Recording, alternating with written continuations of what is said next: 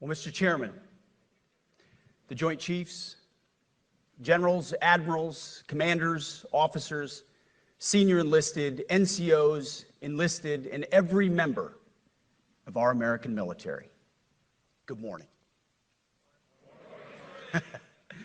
Good morning and welcome to the War Department, because the era of the Department of Defense is over. You see, the motto of my first platoon was, "Those who long for peace must prepare for war." This is, of course, not a new idea. This crowd knows that. The origin dates to the 4th century Rome and has been repeated ever since, including by our first commander-in-chief, George Washington, the first leader of the War Department. It captures a simple yet profound truth. To ensure peace, we must prepare for war. From this moment forward, the only mission of the newly restored Department of War is this: warfighting, preparing for war and preparing to win, unrelenting and uncompromising in that pursuit. Not because we want war, no one here wants war, but it's because we love peace. We love peace for our fellow citizens. They deserve peace, and they rightfully expect us to deliver it. Our number one job, of course, is to be strong so that we can prevent war in the first place. The president talks about it all the time. It's called peace through strength. And as history teaches us, the only people who actually deserve peace are those who are willing to wage war to defend it. That's why pacifism is so naive and dangerous. It ignores human nature and it ignores human history. Either you protect your people and your sovereignty, or you will be subservient to something or someone. It's a truth as old as time. And since waging war is so costly in blood and treasure, we owe our republic a military that will win any war we choose, or any war that is thrust upon us. Should our enemies choose foolishly to challenge us, they will be crushed by the violence, precision, and ferocity of the War Department. In other words, to our enemies, F-A-F-O. If necessary, our troops can translate that for you. Another way to put it is peace through strength, brought to you by the warrior ethos. And we are restoring both. As President Trump has said, and he's right, we have the strongest, most powerful, most lethal, and most prepared military on the planet. That is true, full stop. Nobody can touch us. It's not even close. This is true largely because of the historic investments that he made in his first term, and we will continue in this term. But it's also true because of the leaders in this room and the incredible troops that you all lead. But the world, and as the chairman mentioned, our enemies get a vote. You feel it, I feel it. This is a moment of urgency, mounting urgency. Enemies gather, threats grow. There is no time for games. We must be prepared. If we're going to prevent and avoid war, we must prepare now. We are the strength part of peace through strength. And either we're ready to win or we are not. You see, this urgent moment, of course, requires more troops, more munitions, more drones, more Patriots, more submarines, more B-21 bombers. It requires more innovation, more AI in everything and ahead of the curve, more cyber effects, more counter-UAS, more space, more speed. America is the strongest, but we need to get stronger and quickly. The time is now, and the cause is urgent. The moment requires restoring and refocusing our defense industrial base, our shipbuilding industry, and onshoring all critical components. It requires, as President Trump has done, getting our allies and partners to step up and share the burden. America cannot do everything. The free world requires allies with real hard power, real military leadership, and real military capabilities. The War Department is tackling and prioritizing all of these things. And I'll be giving a speech next month that'll showcase the speed, innovation, and generational acquisition reforms we are undertaking urgently. Likewise, the nature of the threats we face in our hemisphere and in deterring China is another speech for another day, coming soon. This speech today, as I drink my coffee, this speech today is about people, and it's about culture. The topic today is about the nature of ourselves. Because no plan, no program, no reform, no formation will ultimately succeed unless we have the right people and the right culture at the War Department. If I've learned one core lesson in my 8 months in this job, it's that personnel is policy. Personnel is policy. The best way to take care of troops is to give them good leaders committed to the warfighting culture of the department. Not perfect leaders, good leaders. Competent, qualified, professional, agile, aggressive, innovative, risk-taking, apolitical, faithful to their oath and to the Constitution. Eugene Sledge, in his World War II memoir, wrote, quote, "War is brutish, inglorious, and a terrible waste. Combat leaves an indelible mark on those who are forced to endure it. The only redeeming factors are my comrades' incredible bravery and their devotion to each other." In combat, there are thousands of variables, as I learned in Iraq and Afghanistan, and as so many of you did in so many more places. Leaders can only control about 3 of them. You control how well you're trained, mostly how well you're equipped, and the last variable is how well you lead. After that, you're on your own. Our warfighters are entitled to be led by the best and most capable leaders. That is who we need you all to be. Even then, in combat, even if you do everything right, you may still lose people because the enemy always gets a vote. We have a sacred duty to ensure that our warriors are led by the most capable and qualified combat leaders.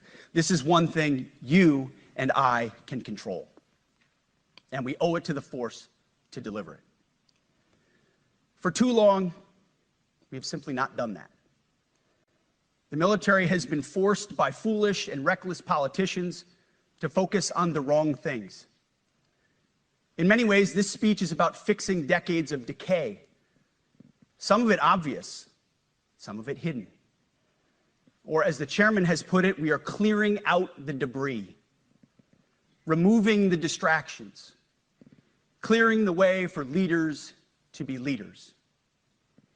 You might say we're ending the war on warriors. I heard someone wrote a book about that.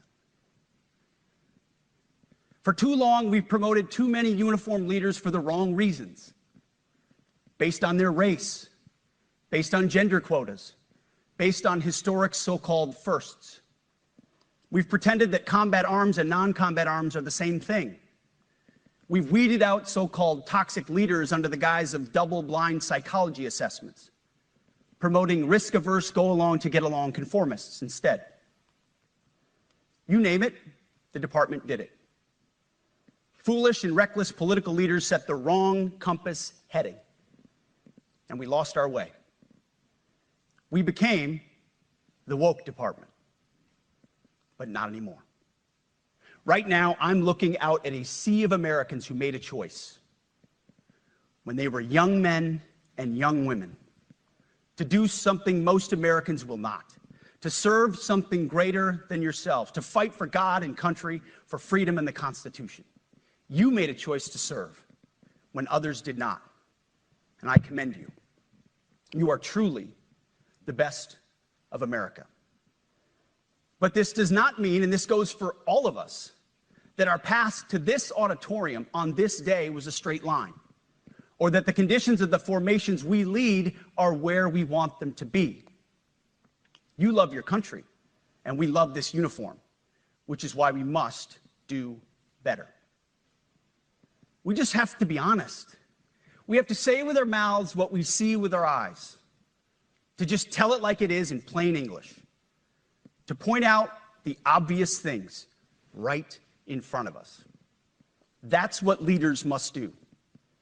We cannot go another day without directly addressing the plank in our own eye, without addressing the problems in our own commands and in our own formations.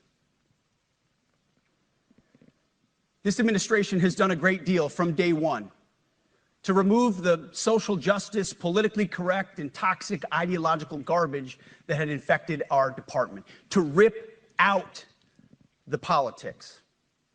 No more identity months, DEI offices, dudes in dresses. No more climate change worship. No more division, distraction, or gender delusions. No more debris. As I've said before, and will say again, we are done with that shit. I've made it my mission to uproot the obvious distractions that made us less capable and less lethal. That said, the War Department requires the next step. Underneath the woke garbage is a deeper problem, and a more important problem that we are fixing and fixing fast. Common sense is back at the White House, so making the necessary changes is actually pretty straightforward. President Trump expects it. And the litmus test for these changes, it's pretty simple. Would I want my eldest son, who is 15 years old, eventually joining the types of formations that we are currently wielding? If in any way the answer to that is no, or even yes, but, then we're doing something wrong. Because my son is no more important than any other American citizen who dons the cloth of our nation. He is no more important than your son. All precious souls made in the image and likeness of God. Every parent deserves to know that their son or their daughter that joins our ranks is entering exactly the kind of unit that the Secretary of War would want his son to join. Think of it as the golden rule test. Jesus said, "Do unto others that which you would have done unto yourself." It's the ultimate simplifying test of truth. The new War Department golden rule is this: do unto your unit as you would have done unto your own child's unit. Would you want him serving with fat or unfit or undertrained troops? Or alongside people who can't meet basic standards? Or in a unit where standards were lowered so certain types of troops could make it in? In a unit where leaders were promoted for reasons other than merit, performance, and warfighting? The answer is not just no, it's hell no. This means at the War Department, first and foremost, we must restore a ruthless, dispassionate, and common sense application of standards. I don't want my son serving alongside troops who are out of shape, or in combat unit with females who can't meet the same combat arms physical standards as men, or troops who are not fully proficient on their assigned weapons, platform, or task, or under a leader who was the first, but not the best. Standards must be uniform, gender neutral, and high. If not, they're not standards. They're just suggestions. Suggestions that get our sons and daughters killed. When it comes to combat arms units, and there are many different stripes across our joint force, the era of politically correct, overly sensitive, don't hurt anyone's feelings leadership ends right now. At every level, either you can meet the standard, either you can do the job, either you are disciplined, fit, and trained, or you are out. And that's why today, at my direction, and this is the first of 10 Department of War directives that are arriving at your commands as we speak and in your inbox. Today, at my direction, each service will ensure that every requirement for every combat MOS, for every designated combat arms position, returns to the highest male standard only. Because this job is life or death. Standards must be met. And not just met, at every level we should seek to exceed the standard, to push the envelope, to compete. It's common sense. and core to who we are and what we do. It should be in our DNA. Today, at my direction, we are also adding a combat field test for combat arms units that must be executable in any environment at any time and with combat equipment.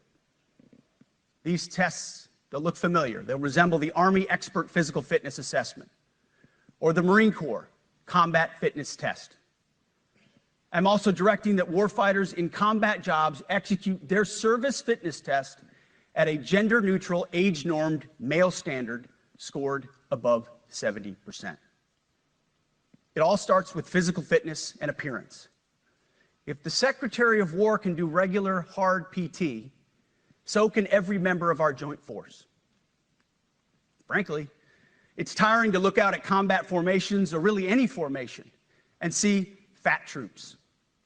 Likewise, it's completely unacceptable to see fat generals and admirals in the halls of the Pentagon and leading commands around the country and the world. It's a bad look. It is bad, and it's not who we are. So whether you're an airborne ranger or a chairborne ranger, a brand new private or a 4-star general, you need to meet the height and weight standards and pass your PT test. And as the chairman said, yes, there is no PT test. But today, at my direction, every member of the joint force at every rank is required to take a PT test twice a year, as well as meet height and weight requirements twice a year, every year of service. Also today, at my direction, every warrior across our joint force is required to do PT every duty day. Should be common sense. I mean, most units do that already, but we're codifying it. And we're not talking like hot yoga and stretching. Real hard PT, either as a unit or as an individual. At every level, from the Joint Chiefs to everyone in this room to the youngest private, leaders set the standard. And so many of you do this already. Active, Guard, and Reserve. This also means grooming standards. No more beards, long hair, superficial individual expression. We're going to cut our hair, shave our beards, and adhere to standards. Because it's like the broken windows theory of policing. It's like when you let the small stuff go, the big stuff eventually goes. So you have to address the small stuff. This is on duty, in the field, and in the rear. If you want a beard, you can join Special Forces. If not, then shave. We don't have a military full of Nordic pagans, but unfortunately we have had leaders who either refuse to call BS and enforce standards, or leaders who felt like they were not allowed to enforce standards. Both are unacceptable. And that's why today, at my direction, the era of unprofessional appearance is over. No more beardos. The era of rampant and ridiculous shaving profiles is done. Simply put, if you do not meet the male-level physical standards for combat positions, cannot pass a PT test, or don't want to shave and look professional, it's time for a new position or a new profession. I sincerely appreciate the proactive efforts the secretaries have already taken in some of those areas, service secretaries. And these directives are intended to simply accelerate those efforts. On the topic of standards, allow me a few words to talk about toxic leaders. Upholding and demanding high standards is not toxic. Enforcing high standards, not toxic leadership. Leading warfighters toward the goals of high, gender-neutral, and uncompromising standards in order to forge a cohesive, formidable, and lethal Department of War is not toxic. It is our duty, consistent with our constitutional oath. Real toxic leadership is endangering subordinates with low standards. Real toxic leadership is promoting people based on immutable characteristics or quotas, instead of based on merit. Real toxic leadership is promoting destructive ideologies that are an anathema to the Constitution and the laws of nature and nature's God, as Thomas Jefferson wrote in the Declaration of Independence. The definition of toxic has been turned upside down, and we're correcting that.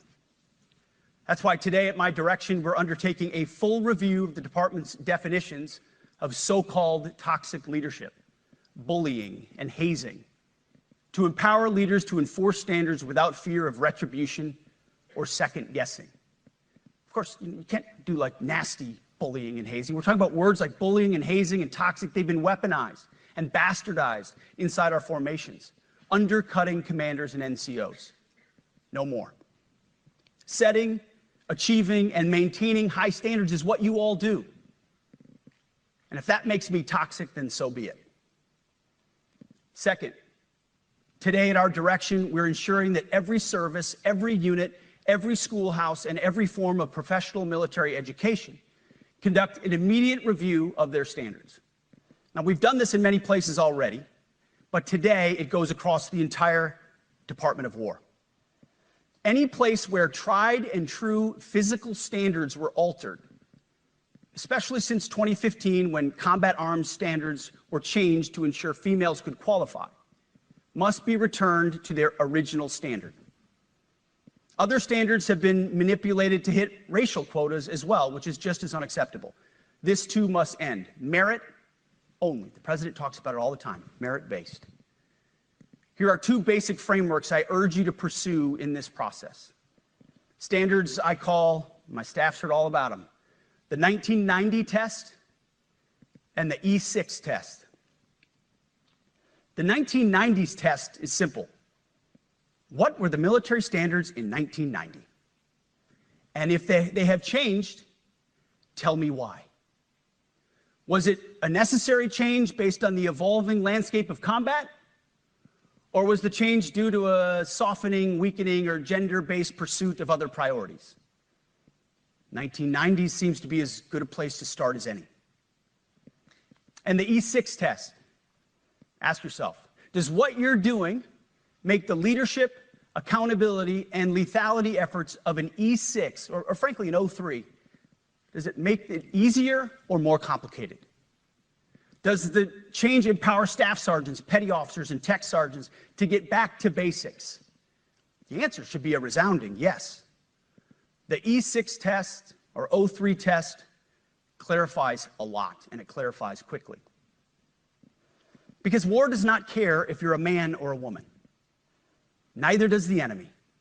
Nor does the weight of your rucksack, the size of an artillery round, or the body weight of a casualty on the battlefield who must be carried. This, and I want to be very clear about this, this is not about preventing women from serving. We very much value the impact of female troops. Our female officers and NCOs are the absolute best in the world. But when it comes to any job that requires physical power to perform in combat, those physical standards must be high and gender neutral. If women can make it, excellent. If not, it is what it is. If that means no women qualify for some combat jobs, so be it. That is not the intent, but it could be the result, so be it. It will also mean that weak men won't qualify because we're not playing games. This is combat. This is life or death. As we all know, this is you versus an enemy hell-bent on killing you. To be an effective, lethal fighting force, you must trust that the warrior alongside you in battle is capable, truly physically capable of doing what is necessary under fire. You know this is the only standard you would want for your kids and for your grandkids. Apply the War Department Golden Rule, the 1990 test, and the E6 test, and it's really hard to go wrong. Third, we are attacking and ending the walking on eggshells and zero-defect command culture. A risk-averse culture means officers execute not to lose instead of to win. A risk-averse culture means NCOs are not empowered to enforce standards. Commanders and NCOs don't take necessary risks or make tough adjustments for fear of rocking the boat or making mistakes. A blemish-free record is what peacetime leaders covet the most, which is the worst of all incentives. We, as senior leaders, need to end the poisonous culture of risk aversion and empower our NCOs at all levels to enforce standards. Truth be told, for the most part, we don't need new standards. We just need to reestablish a culture where enforcing standards is possible. And that's why today at my direction, I'm issuing new policies that will overhaul the IG, EO, and MEO processes. I call it the no more walking on eggshells policy. We are liberating commanders and NCOs. We are liberating you. We are overhauling an inspector general process, the IG, that has been weaponized, putting complainers, ideologues, and poor performers in the driver's seat. We're doing the same with the equal opportunity and military equal opportunity policies, the EO and MEO at our department. No more frivolous complaints, no more anonymous complaints, no more repeat complainants, no more smearing reputations, no more endless waiting, no more legal limbo, no more sidetracking careers, no more walking on eggshells. Of course, being a racist has been illegal in our formation since 1948. The same goes for sexual harassment. Both are wrong and illegal. Those kinds of infractions will be ruthlessly enforced.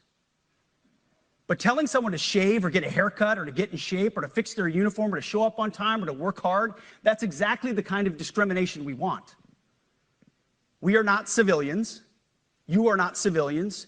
You are set apart for a distinct purpose. So we, as a department, need to stop acting and thinking like civilians and get back to basics and put the power back in the hands of commanders and NCOs. Commanders and NCOs who make life and death decisions. Commanders and NCOs who enforce standards and ensure readiness. Commanders and NCOs who in this War Department have to look in the mirror and have to pass the golden rule test.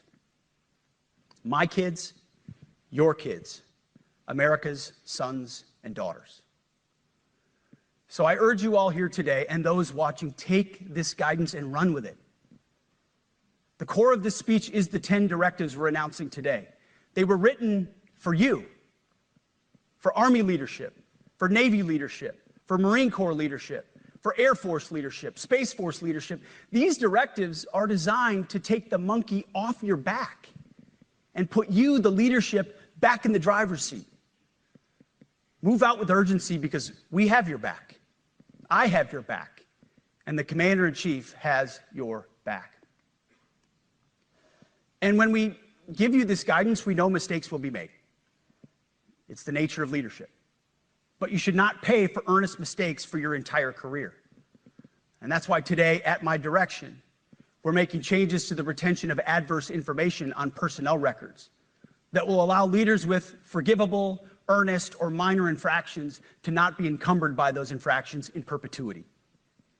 People make honest mistakes, and our mistakes should not define an entire career. Otherwise, we only try not to make mistakes, and that's not the business we're in. We need risk takers and aggressive leaders and a culture that supports you. Fourth, at the War Department, promotions across the Joint Force will be based on one thing: merit. Colorblind, gender-neutral, merit-based. The entire promotion process, including evaluations of warfighting capabilities, is being thoroughly re-examined. We've already done a lot in this area, but more changes are coming soon. We'll promote top-performing officers and NCOs faster and get rid of poor performers more quickly. Evaluations, education, and field exercises will become real evaluations, not box checks, for every one of us at every level. These same reforms happened before World War II as well. General George Marshall and Secretary of War Henry Stimson did the same thing. And we won a world war because of it. As it happens, when he started the job, Chairman Kane gave me a frame and a photo to hang in my office. A matching frame and photo hangs in his. It's a photo of Marshall and Stimson preparing for World War II. Those two leaders famously kept the door open between their offices for the entirety of the war. They worked together, civilian and uniform, every single day. Chairman Kane and I do the same. There is no daylight between us. Our doors are always open. Our job together is to ensure our military is led by the very best, ready to answer the nation's call. Fifth, as you have seen, and the media has obsessed over, I have fired a number of senior officers since taking over. The previous chairman, other members of the Joint Chiefs, combatant commanders, and other commanders. The rationale for me has been straightforward. It's nearly impossible to change a culture with the same people who helped create or even benefited from that culture, even if that culture was created by a previous president and previous secretary. My approach has been simple. When in doubt, assess the situation, follow your gut, and if it's the best for the military, make a change. We all serve at the pleasure of the president every single day. But in many ways, it's not their fault. It's not your fault. As foolish and reckless as the woke department was, those officers were following elected political leadership. An entire generation of generals and admirals were told that they must parrot the insane fallacy that, quote, our diversity is our strength. Of course, we know our unity is our strength. They had to put out dizzying DEI and LGBTQI+ statements. They were told females and males are the same thing, or that males who think they're females are totally normal. They were told that we need a green fleet and electric tanks. They were told to kick out Americans who refuse an emergency vaccine. They followed civilian policies set by foolish and reckless political leaders. Our job, my job, has been to determine which leaders simply did what they must to answer the prerogatives of civilian leadership, and which leaders are truly invested in the woke department, and therefore incapable of embracing the War Department and executing new lawful orders. That's it. It's that simple. So for the past 8 months, we've gotten a good look under the hood of our officer corps. We've done our best to thoroughly assess the human terrain. We've had to make trade-offs and some difficult decisions. It's more of an art than a science. We have been and will continue to be judicious, but also expeditious. The new compass heading is clear. Out with the Shirellis, the Mackenzies, and the Millies, and in with the Stockdales, the Schwarzkopfs, and the Pattons. More leadership changes will be made, of that I'm certain. Not because we want to, but because we must. Once again, this is life and death. The sooner we have the right people, the sooner we can advance the right policies. Personnel is policy. But I look out at this group, and I see great Americans. Leaders who have given decades to our great republic, at great sacrifice to yourselves and to your families. But if the words I'm speaking today are making your heart sink, then you should do the honorable thing and resign. We would thank you for your service. But I suspect, I know, the overwhelming majority of you feel the opposite. These words make your hearts full. You love the War Department because you love what you do, the profession of arms. You are hereby liberated to be an apolitical, hard-charging, no-nonsense, constitutional leader that you joined the military to be. We need you locked in on the M, not the D, the E, or the I, not the DEI or the DIE of dime. By that I mean the M, military, of the instruments of national power. We have entire departments across the government dedicated to diplomatic, informational, and economic lines of effort. We do the M. Nobody else does. And our GoFos need to master it in every domain and every scenario. No more distractions, no more political ideologies, no more debris. Now, of course, we're going to disagree at times. We would not be Americans if we didn't. Being a leader in a large organization like ours means having frank conversations and differences of opinion. You will win some arguments, and you will lose some arguments. But when civilian leaders issue lawful orders, we execute. We are professionals in the profession of arms.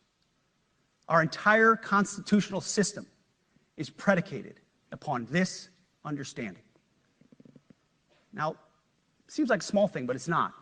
This includes as well the behavior of our troops online. To that end, I want to thank and recognize the services for their new proactive social media policies. Use them. Anonymous, online, or keyboard complaining is not worthy of a warrior. It's cowardice masquerading as conscience. Anonymous, unit-level social media pages that trash commanders, demoralize troops, and undermine unit cohesion must not be tolerated. Again, O3s, E6s. Sixth, we must train and we must maintain. Any moment that we are not training on our mission or maintaining our equipment is a moment we are less prepared for preventing or winning the next war. That is why today, at my direction, we are drastically reducing the ridiculous amount of mandatory training that individuals and units must execute. We've already ended the most egregious. Now we're giving you back real time. Less PowerPoint briefings and fewer online courses, more time in the motor pool, and more time on the range. Our job is to make sure you have the money, equipment, weapons, and parts to train and maintain, and then you take it from there. You all know this because it's common sense. The tougher and the higher the standards in our units, the higher the retention rates in those units. Warriors want to be challenged. Troops want to be tested. When you don't train and you don't maintain, you demoralize. And that's when our best people decide to take their talents to the civilian world. The leaders who created the woke department have already driven out too many hard chargers. We reverse that trend right now. There is no world in which high-intensity war exists without pain, agony, and human tragedy. We are in a dangerous line of work. You are in a dangerous line of work. We may lose good people. But let no warrior cry out from the grave, "If only I had been properly trained." We will not lose warfighters because we fail to train or equip them or resource them. Shame on us if we do. Train like your warriors' lives depend on it, because they do. To that point, basic training is being restored to what it should be: scary, tough, and disciplined.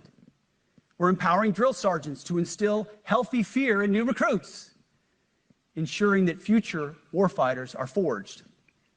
Yes, they can shark attack, they can toss bunks, they can swear, and yes, they can put their hands on recruits. This does not mean they can be reckless or violate the law, but they can use tried and true methods to motivate new recruits, to make them the warriors they need to be. Back to basics at basic as well. Of course, and you know this, basic training is not where mission readiness should end.